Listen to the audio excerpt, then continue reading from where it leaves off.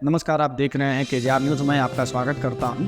आज हम तेलंगाना की वर्तमान राजनीतिक परिस्थिति पर एक विस्तृत विश्लेषण प्रस्तुत करेंगे, विशेषकर टीडीपी की संभावित वापसी और इसके प्रभावों को लेकर। तेलंगाना में टीडीपी की फिर से एंट्री राज्य की राजनीतिक गतिशीलता को बदल सकती है। आंध्र प्रदेश के मुख्यमंत्री और टीडीपी प्रमुख एन चंद्रबाबू नायडू ने हैदराबाद में सीएम रेवंत रेड्डी से मुलाकात की, जो पोस्ट वेरिफिकेशन इशू 10 साल से पेंडिंग था उसको लेकर हुई थी। उसके उपरांत टीडीपी प्रमुख एन चंद्रबाबू नायडू ने टीडीपी लीडर्स एंड कैडर्स को एनटीआर ट्रस्ट भवन, जो कि टीडीपी हेडक्वार्टर है, में संबोधित किया और कहा कि टीडीपी तेलंगाना में अपना खोया हुआ गौरव वापस पाएगी। इस संदर्भ में कनकुला जनार्दन रेड्डी जी, जो पूर्व एमएलसी और ऑल इंडिया कांग्रेस सेवा दल के दक्षिण क्षेत्र के प्रभारी हैं, ने अपने विचार साझा किए हैं। उनका विश्लेषण कई महत्वपूर्ण बिंदुओं पर प्रकाश डालता है। जनार्दन रेड्डी जी ने ध्यान दिलाया कि मुख्यमंत्री रेवंत रेड्डी जी का टीडीपी से गहरा संबंध रहा है। वे न केवल टीडीपी से कांग्रेस में आए हैं, बल्कि चंद्रबाबू नायडू उनके राजनीतिक गुरु भी रहे हैं, तो कहीं न कहीं एक साफ कारगर उधर भी है उनका।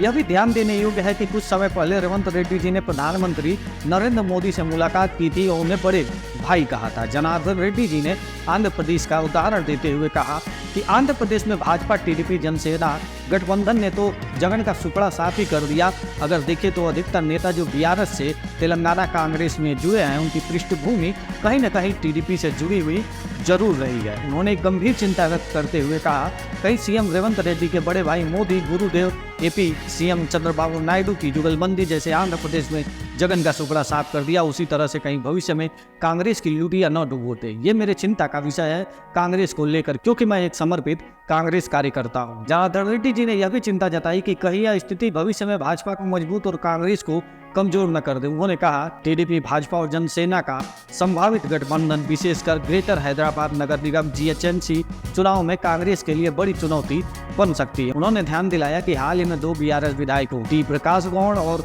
अरेका पुंडी गांधी ने नायडू को फोन करके बधाई दी। यह घटना भी राजनीतिक रूप से महत्वपूर्ण मानी जा रही है, क्योंकि ये लोग टीडीपी से ही बीआरएस में आए हुए हैं। इस घटनाक्रम से मैं बहुत चिंतित हूँ। मेरा मानना है कि टीडीपी की कोशिशों के पीछे भाजपा का हाथ है और यह भाजपा की एक बड़ी रणनीति का हिस्सा है। अब देखना यह होगा कि आने वाले दिनों में तेलंगाना की राजनीति किस करवट बैठती है। क्या टीडीपी वाकई में अपनी खोई हुई जमीन वापस पा सकेगी? क्या भाजपा टीडीपी जनसेना गठबंधन तेलंगाना में भी बनेगा? और सबसे बड़ा सवाल, क्या कांग्रेस इन चुनौतियों का सामना कर पाएगी, या कहीं यह स्थिति भविष्य में भाजपा को मजबूत और कांग्रेस को कमजोर न कर दे? केजीआर न्यूज़ पर यह थी आज की विस्तृत रिपोर्ट। हम आपको तेलंगाना की राजनीतिक गतिविधियों से अवगत कराते रहेंगे। मैं फिर मिलूंगा अगली खबर के साथ। नमस्कार।